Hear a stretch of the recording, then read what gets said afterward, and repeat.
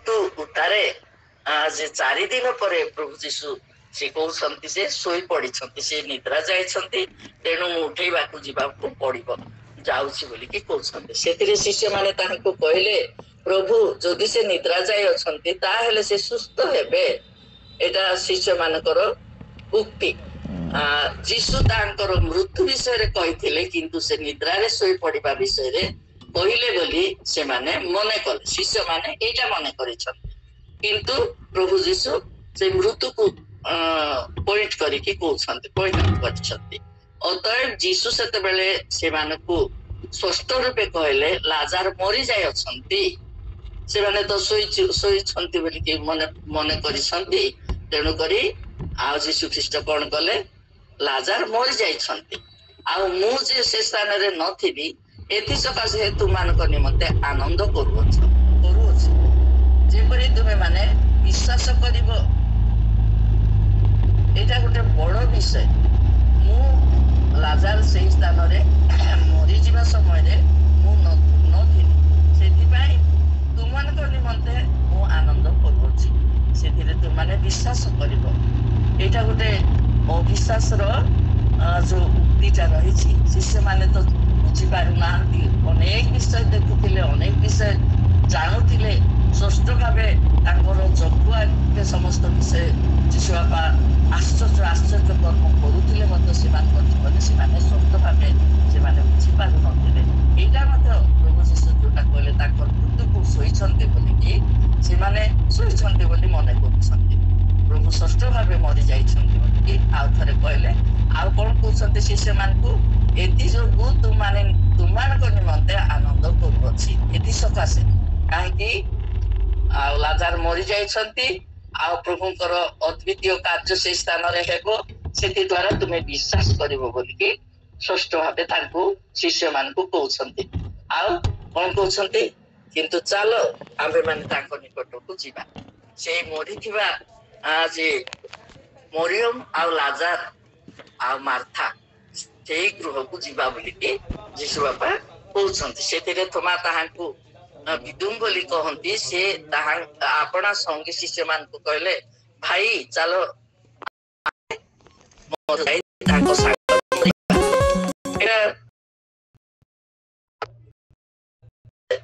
ଏଇପରି କଥା କହୁଛନ୍ତି। କିନ୍ତୁ ଯୀଶୁ ପହଞ୍ଚି ଶୁଣିଲେ ଯେ 4 ଦିନ ହେଲା ସମାଧିରେ ରଖାଗଲେଣି।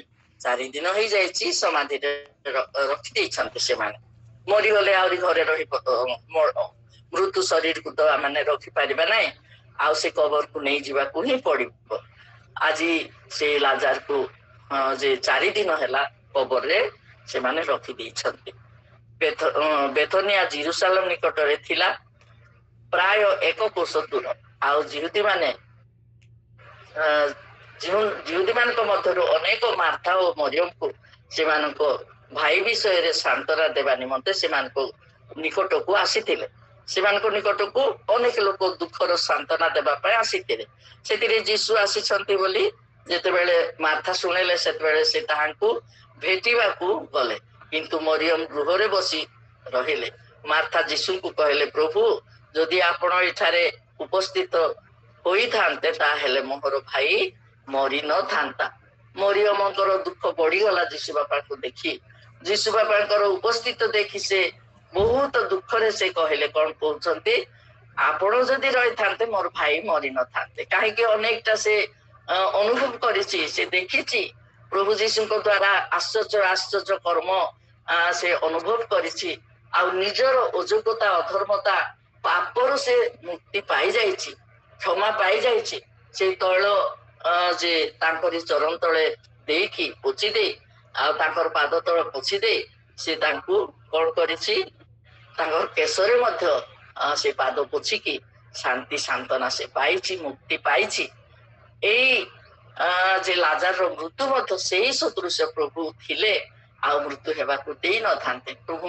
ପ୍ରଭୁ ଯୀଶୁଙ୍କର ସେଇ ଶକ୍ତି ସେ ନିଜକୁ ଯେ ନେଇ ଅନୁଭବ କରିଛନ୍ତି, ସେଇଟା ସେ ଅନୁଭବ କରି ସେ ପ୍ରକାଶ କରୁଛନ୍ତି।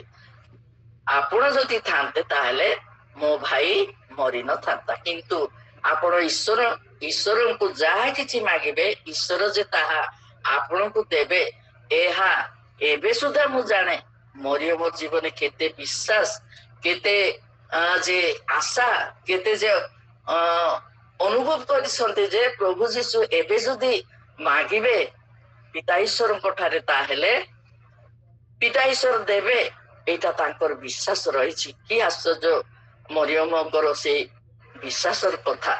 ଏବେ ସୁଦ୍ଧା ମୁଁ ଜାଣେ, କୋଉଟା ଜାଣନ୍ତି? ଈଶ୍ୱରଙ୍କୁ ଯାହା କିଛି ମାଗିବେ ଈଶ୍ୱର ଯେ ତାହା ଆପଣଙ୍କୁ ଦେବେ। ଆମମାନଙ୍କର ଜୀବନେ, ଏଇ ଛୋଟ ଛୋଟ ସନ୍ତାନ ମାନଙ୍କର ଜୀବନେ କି ଆମମାନଙ୍କର ଜୀବନେ ଏଇ ଦୃଢ ବିଶ୍ୱାସ ଟା ଆମମାନଙ୍କର ଅବଶ୍ୟ ଯେ ଅଳ୍ପ ରହିଛି, କିନ୍ତୁ ପୂର୍ଣ୍ଣ ଭାବେ ମରିୟମ ସେଇ କଥା ସେ କହିପାରିଛନ୍ତି। ଆପଣ ଈଶ୍ୱରଙ୍କୁ ଯାହା କିଛି ମାଗିବେ ଈଶ୍ୱର ଯେ ତାହା ଆପଣଙ୍କୁ ଦେବେ। ଏବେ ସୁଦ୍ଧା, ଏହା ଏବେ ସୁଦ୍ଧା ମୁଁ ଜାଣେ। ହାଲେଲୁୟା। ପ୍ରଭୁଙ୍କର ଅନୁଗ୍ରହର କଥା, ପ୍ରଭୁଙ୍କର ଆଶ୍ଚର୍ଯ୍ୟ କଥା, ପ୍ରଭୁଙ୍କର ଆଶୀର୍ବାଦର କଥା ମରିୟମ ଅନେକ ବିଷୟ ଅନୁଭବ କରିଥିବା ହେତୁ ଏଇଟା ସେ ସ୍ୱୀକାର କରିଛନ୍ତି ଯେ ଏବେ ମଧ୍ୟ ପ୍ରଭୁ ସେଇଟା ଦେବେ। ଯୀଶୁ ତାହାକୁ କହିଲେ ତୁମ୍ଭ ଭାଇ ପୁଣି ଉଠିବ। ହାଲେଲୁୟା।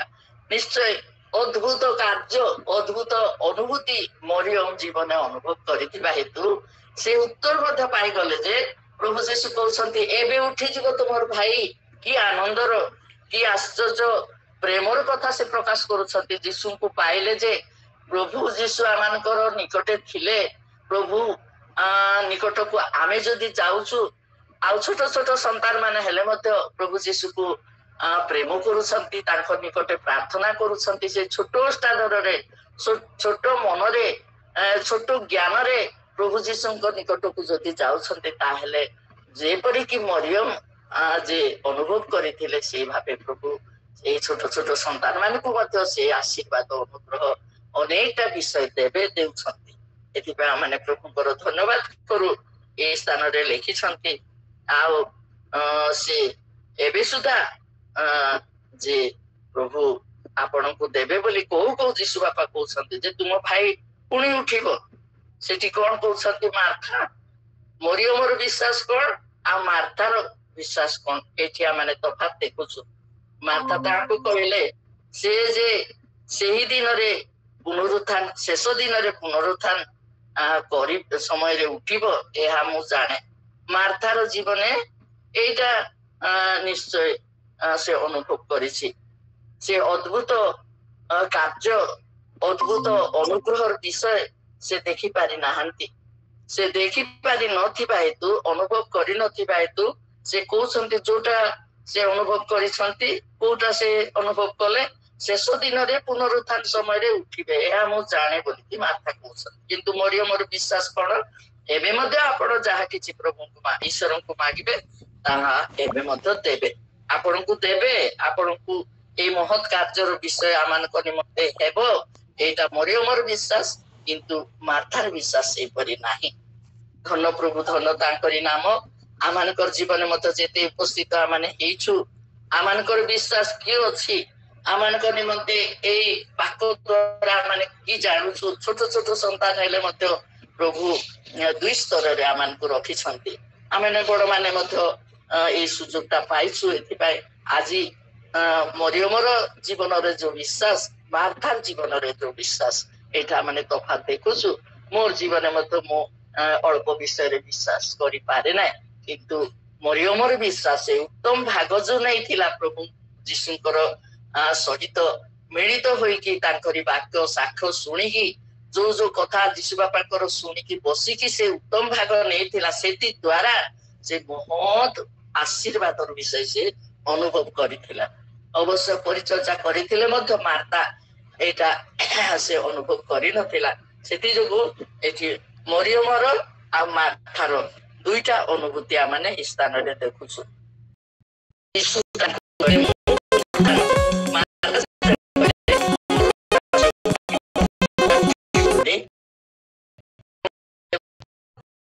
ଜୀବନ ଯେ ମୋ ଠାରେ ବିଶ୍ୱାସ କରେ ସେ ଯଦ୍ୟପି ମରେ ତଥାପି ସେ ବଞ୍ଚିବ। Hallelujah, hallelujah.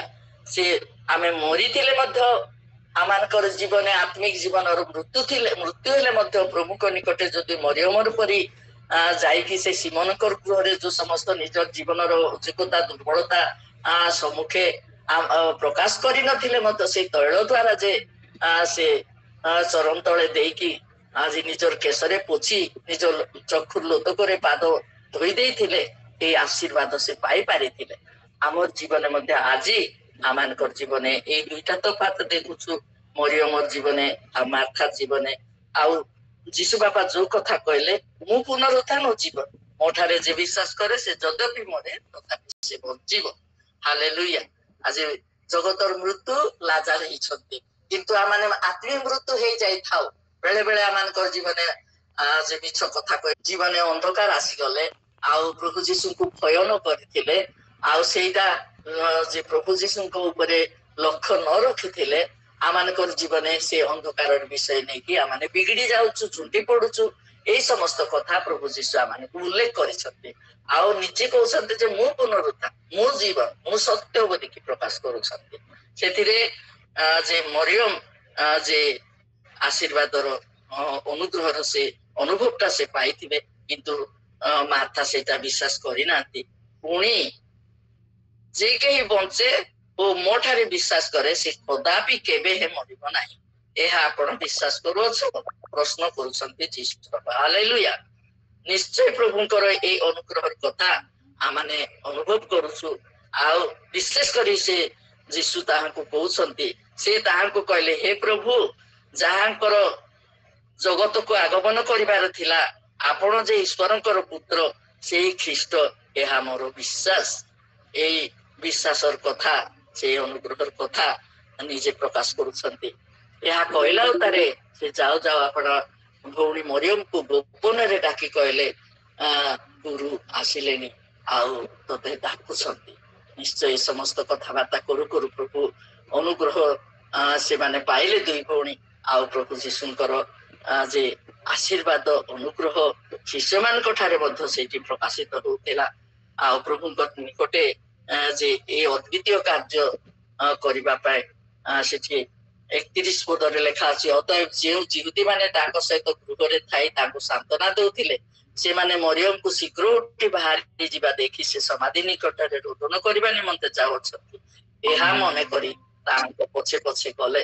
ଏଇଟା ସେ ଯେମାନେ ସାନ୍ତ୍ୱନା ଦେବା ପାଇଁ ଯାଇଥିଲେ, ସେ ମରିୟମ ଯେତେବେଳେ ଯୀଶୁ ଆସିଛନ୍ତି ବୋଲି ଶୁଣୁ ଶୁଣୁ ଯାଇକି ଯାଉଥିଲେ, ସେତେବେଳେ ସେ କବରକୁ ଯାଉଛନ୍ତି ବୋଲି ସେମାନେ ମଧ୍ୟ ଗଲେ। ସେଥିରେ ଯୀଶୁ ଯୋଉ ସ୍ଥାନରେ ଥିଲେ, ମରିୟମ ସେଇ ସ୍ଥାନରେ ଉପସ୍ଥିତ ହୋଇ ତାହାଙ୍କୁ ଦେଖି ତାହାଙ୍କ ଶରଣ ତଳେ ପଡି କହିଲେ, ପ୍ରଭୁ, ଯଦି ଆପଣ ଏଠାରେ ଉପସ୍ଥିତ ହୋଇଥାନ୍ତେ ତାହେଲେ ମୋ ଭାଇ ମରିନଥାନ୍ତା। ହାଲେଲୁୟା। ଅତଏବ ପ୍ରଭୁ ଯୀଶୁ ତାଙ୍କୁ ତାଙ୍କ ସହିତ ଆସିଥିବା ଯିହୁଦୀ ମାନଙ୍କୁ ରୋଦନ କରିବା ଦେଖି ଆତ୍ମାରେ ଉତ୍ତେଜିତ ହୋଇ ସେହି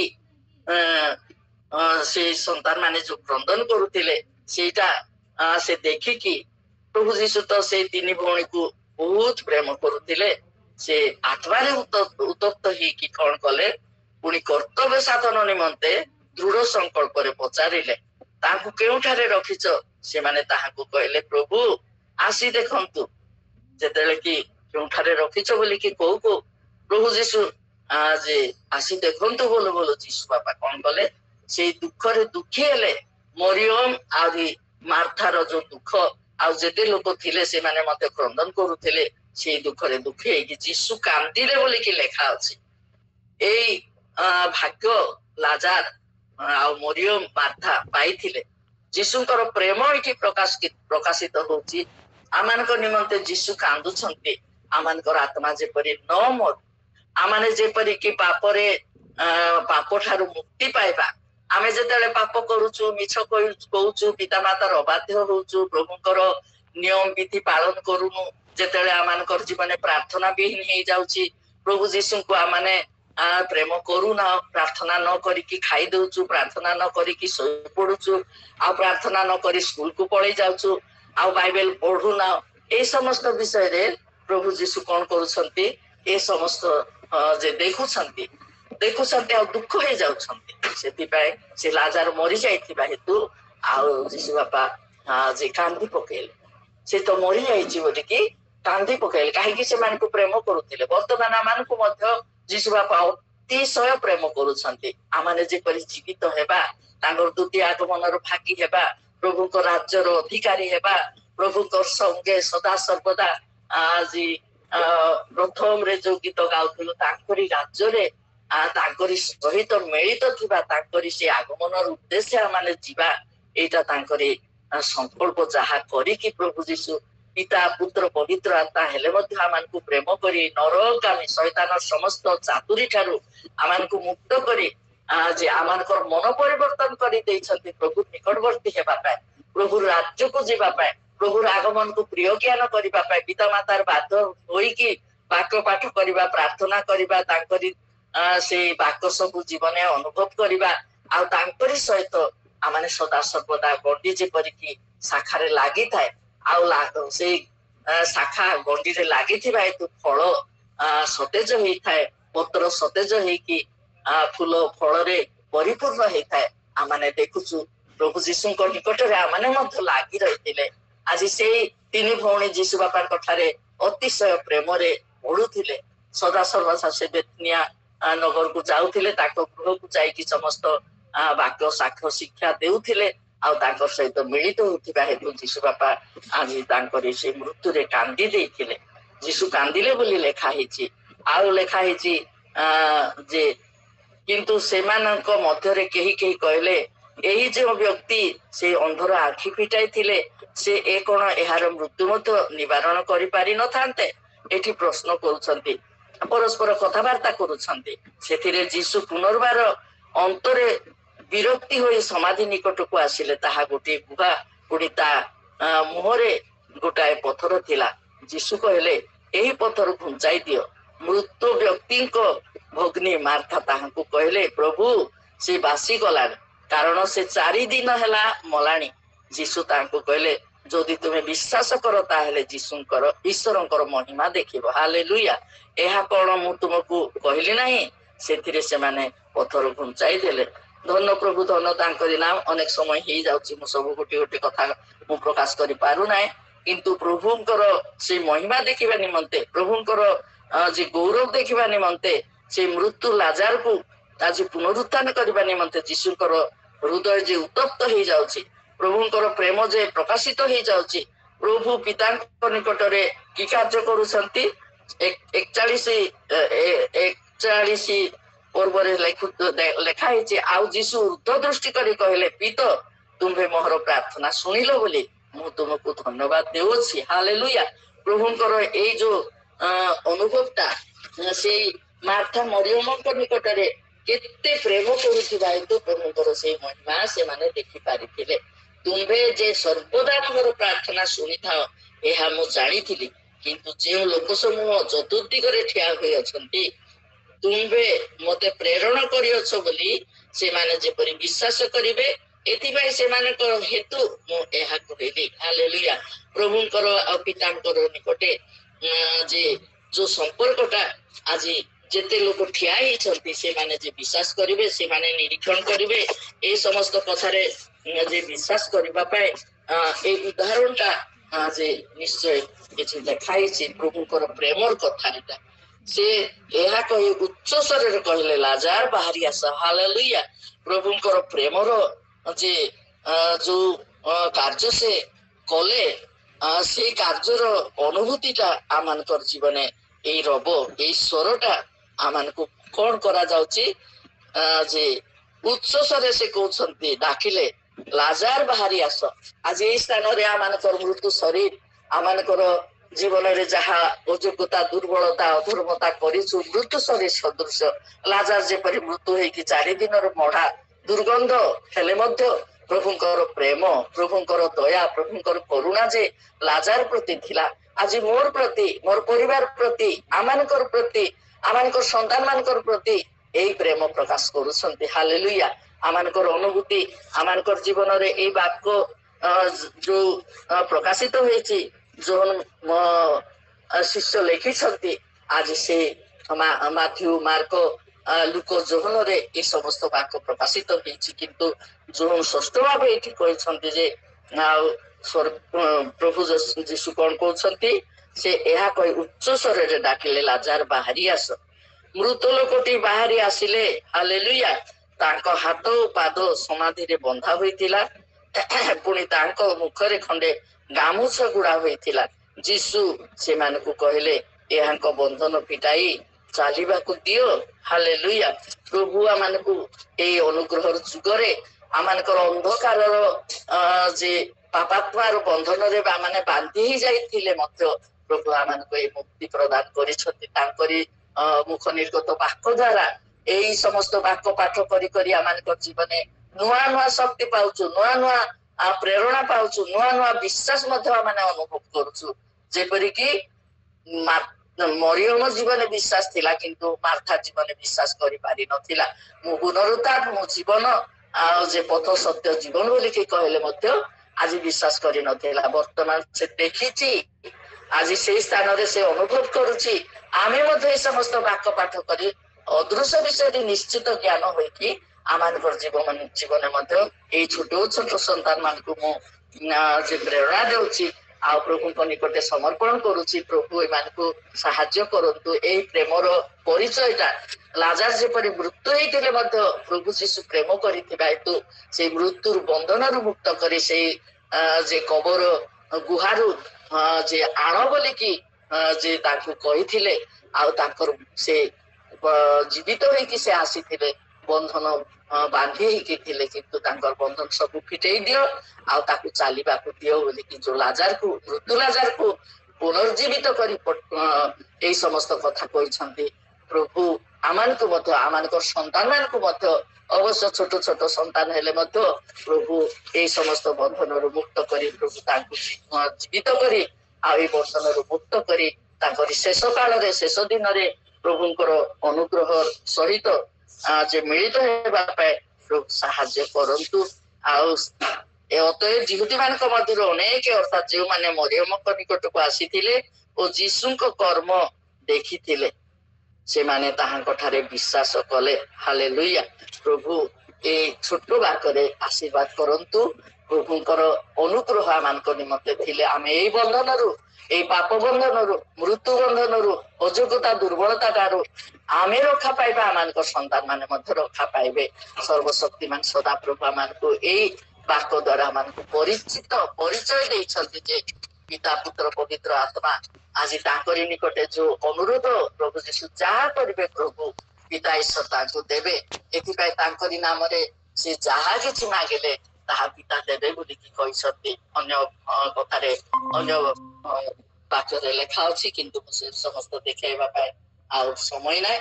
ପ୍ରଭୁଙ୍କ ଚରଣ ତଳେ ଛୋଟ ବାକ୍ୟ ମୋ ସନ୍ତାନ ମାନଙ୍କୁ ଆଉ ମୋ ଭାଇ ଭଉଣୀ ମାନେ ଯେତେ ଏହି ସ୍ଥାନରେ ଉପସ୍ଥିତ ହେଇଛୁ ପ୍ରତ୍ୟେକଙ୍କ ନିକଟରେ ଛୋଟ ବାକ୍ୟ ପ୍ରଭୁ ନିଜେ ଦେଲେ ମୋ ନିମନ୍ତେ ଆମମାନଙ୍କ ନିମନ୍ତେ। ଏଥିପାଇଁ ମୁଁ ପ୍ରଭୁଙ୍କ ଚରଣ ତଳେ କୃତଜ୍ଞ ଧନ୍ୟବାଦ କରୁଛି। କଥା ପ୍ରଭୁ ଯାହା ଭୁଲ ଭାଲ ହେଇଛି ପ୍ରତ୍ୟେକ ଉପସ୍ଥିତ ମତେ କ୍ଷମା ନିମନ୍ତେ ଏଲିନା ନିମନ୍ତେ ମଧ୍ୟ ପ୍ରାର୍ଥନା କରିବେ। ପ୍ରଭୁର ଆଶୀର୍ବାଦ ଅନୁଗ୍ରହ ଏଲିନାକୁ ଆପଣ ମାନଙ୍କର ପ୍ରାର୍ଥନାରୁ ମାପ ଦେଇଛନ୍ତି କିନ୍ତୁ ସେ ଆଜି ସେ ନିଶ୍ଚୟ ସେ ଜଏନ ହେଇପାରି ନାହିଁ ତା ନିମନ୍ତେ ମଧ୍ୟ ପ୍ରାର୍ଥନା କରିବେ।